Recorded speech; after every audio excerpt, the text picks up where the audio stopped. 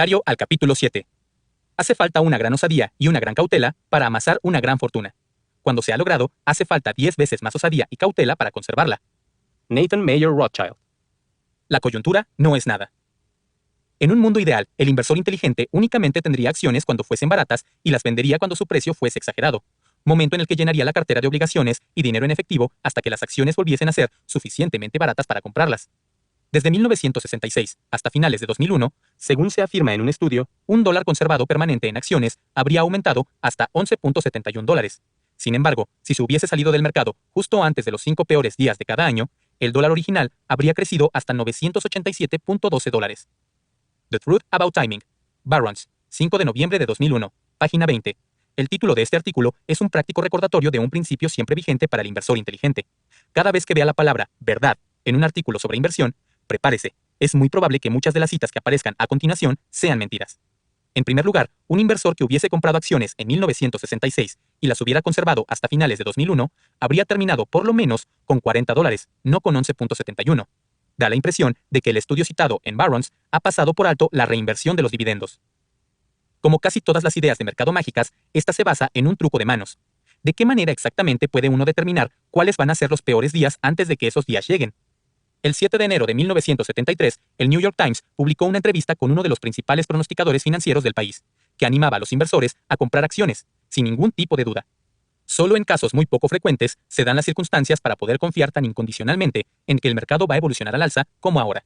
Ese pronosticador se llamaba Alan Greenspan, y solo en ocasiones muy poco frecuentes alguien se ha equivocado tan incuestionable y claramente como lo hizo aquel día el futuro presidente de la Reserva Federal. 1973 y 1974 resultaron ser los peores años de crecimiento económico y del mercado de valores desde la Gran Depresión. New York Times, 7 de enero de 1973. Especial sección, Economic Survey, páginas 2, 19, 44. ¿Pueden los profesionales evaluar la coyuntura de mercado mejor que Alan Greenspan? No veo ningún motivo para no pensar que la mayor parte de la crisis ya ha quedado atrás, declaró Kate Leary Lee, presidenta de la firma de evaluación de coyuntura de mercado de R.M. Leary & Co., 3 de diciembre de 2001. Este es el momento en el que le interesa entrar en el mercado, añadió prediciendo que las acciones ofrecen buenas perspectivas para el primer trimestre de 2002. Comunicado de prensa. Es un buen momento para estar en el mercado, afirma R.M. Leary & Company, 3 de diciembre de 2001.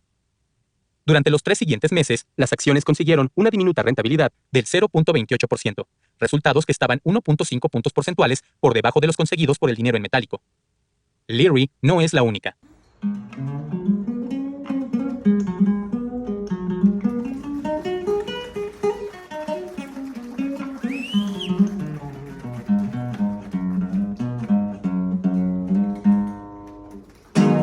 Un estudio realizado por los profesores de finanzas de la Duke University descubrió que si hubiésemos seguido las recomendaciones del mejor 10% de todos los boletines de análisis de coyuntura de mercado, habríamos obtenido un 12.6% de rendimiento anualizado entre 1991 y 1995. No obstante, si no hubiésemos hecho caso de esas recomendaciones y hubiésemos mantenido nuestro dinero en un fondo de índice del mercado, habríamos obtenido un 16.4%. También se habría ahorrado miles de dólares en cuotas anuales de suscripción que no han sido deducidos de los cálculos de rendimientos de los boletines.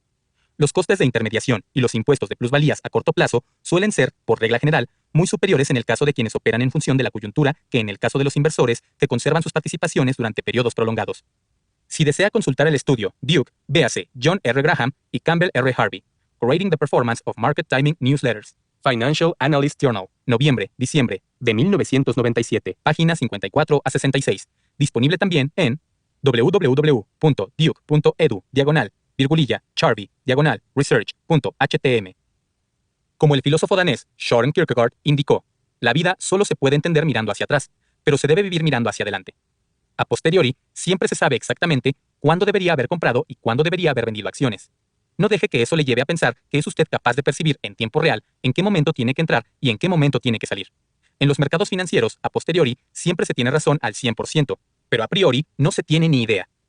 Por lo tanto, para la mayor parte de los inversores, acertar con la coyuntura del mercado es una imposibilidad práctica y emocional. Si se desea más información sobre alternativas sensatas a las técnicas de coyuntura de mercado, el equilibrio de la cartera y el promedio de coste en unidades monetarias, escúchese los capítulos 5 y 8. Todo lo que sube.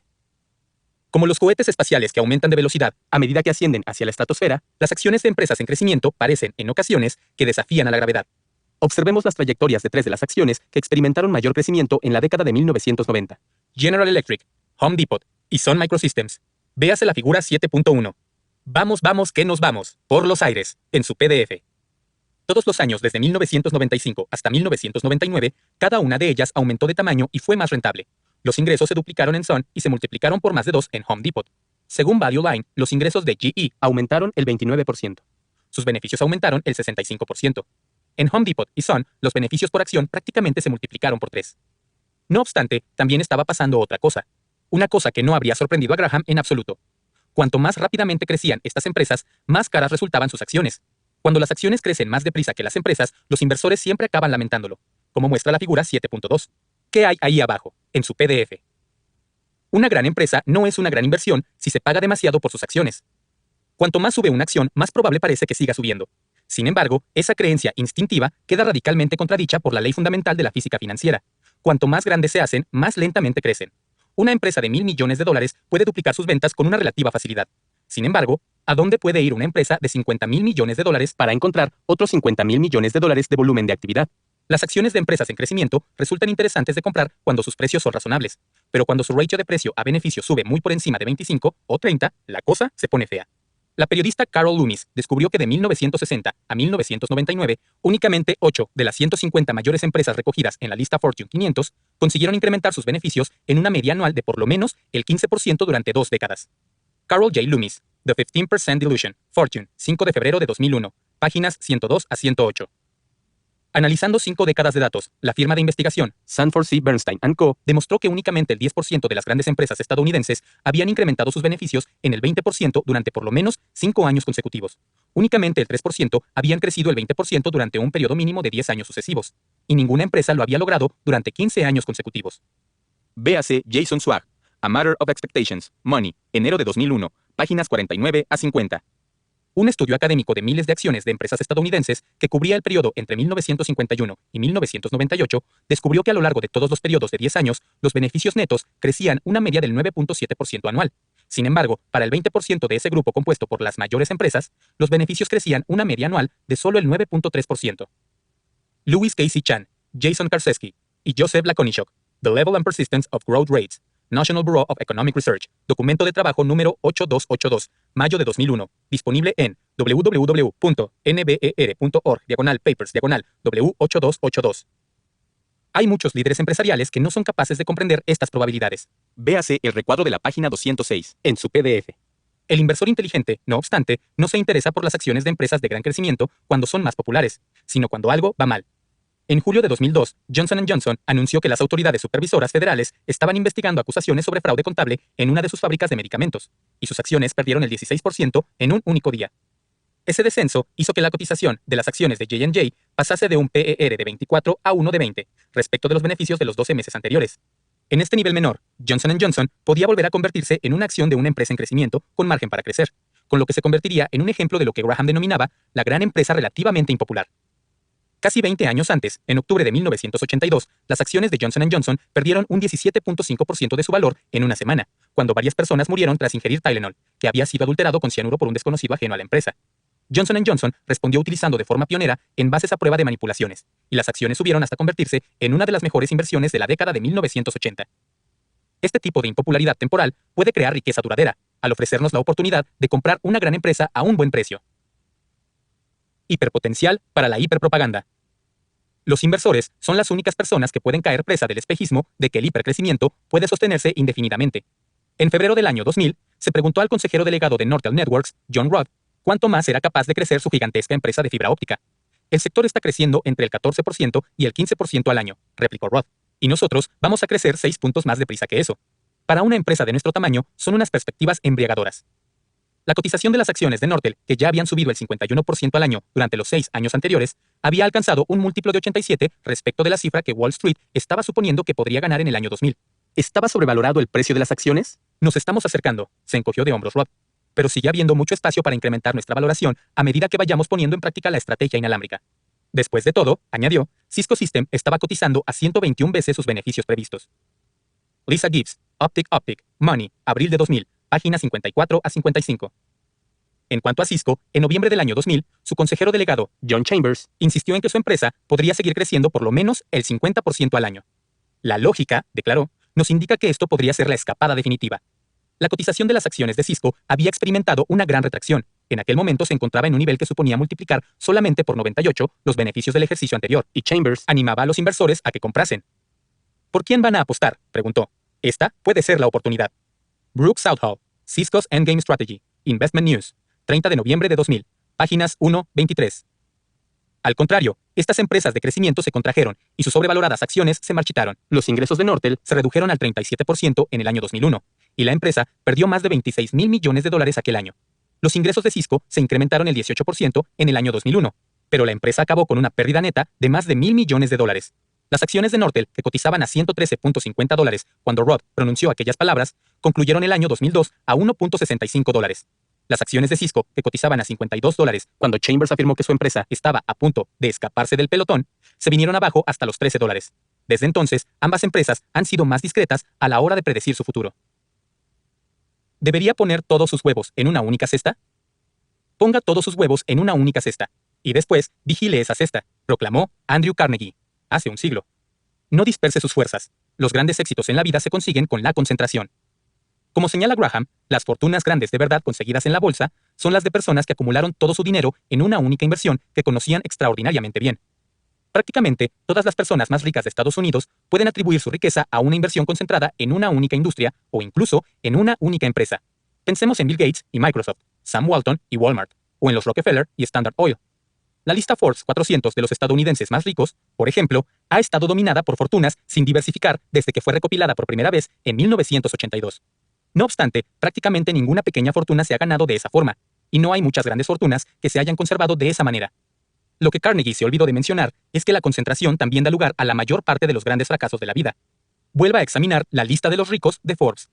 En 1982, el patrimonio neto de un miembro del Forbes 400 era de 230 millones. Para estar presente en el Forbes 400 de 2002, el miembro medio del Forbes de 1982 únicamente tendría que haber conseguido una rentabilidad anual media del 4.5% sobre su patrimonio durante un periodo en el que hasta las cuentas bancarias rindieron mucho más que esa cifra y el mercado de valores obtuvo una media anual de 13.2%. ¿Cuántas de las fortunas del Forbes 400 de 1982 seguían en la lista 20 años después? Únicamente 64 de los miembros originales, un escaso 16%, seguían en la lista en el año 2002. Al mantener todos sus huevos en la cesta única que les había permitido entrar en la lista, en sectores que en el pasado habían experimentado crecimientos espectaculares, como el petróleo y el gas, o los aparatos informáticos, o la fabricación básica, el resto de los miembros desaparecieron de la lista. Cuando llegaron los malos momentos, ninguna de estas personas, a pesar de las grandes ventajas que pueden acarrear los patrimonios inmensos, estaban correctamente preparadas. Únicamente fueron capaces de quedarse paradas y cerrar los ojos ante el horroroso crujido provocado por la economía en cambio constante, mientras trituraba su única cesta y todos sus huevos que tenían depositados en ella. Quiero expresar mi agradecimiento al gestor de inversión Kenneth Fisher, que es columnista de Forbes, por la observación sobre lo difícil que resulta mantenerse en la lista Forbes 400. La cesta de las oportunidades. Tal vez podría usted pensar que en nuestro mundo infinitamente interconectado, sería facilísimo elaborar y comprar una lista de acciones que cumpliese los requisitos establecidos por Graham para ser consideradas oportunidades. Página 191. Aunque Internet resulta de gran ayuda, sigue siendo necesario hacer buena parte del trabajo a mano. Coja un ejemplar del Wall Street Journal de hoy, pase a la sección Dinero e Inversión y eche un vistazo a los indicadores de las bolsas NYSE y Nasdaq para encontrar las listas del día con las acciones que han llegado a su punto mínimo del último año. Una forma sencilla y rápida de localizar empresas que podrían cumplir los requisitos de capital circulante neto de Graham. Online, haga la prueba en http://quote.morningstar.com/high-low.html msection = high-low. Para comprobar si una acción se vende por una cifra inferior al valor de su capital circulante neto, lo que los seguidores de Graham denominan netas, descargue o solicite el informe anual o trimestral más reciente del sitio web de la empresa o de la base de datos Edgar en www.sec.gov. Reste del activo circulante de la empresa su pasivo total, incluidas las acciones preferentes y la deuda a largo plazo. O consulte en su biblioteca local un ejemplar de la encuesta de inversión Value Line y se ahorrará una costosa suscripción anual.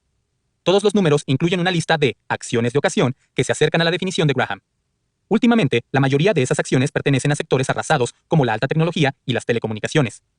A 31 de octubre de 2002, por ejemplo, Commerce Technology tenía 2.400 millones de activo circulante y 1.000 millones de pasivo total, con lo que el capital neto de explotación ascendía a $1.400 millones.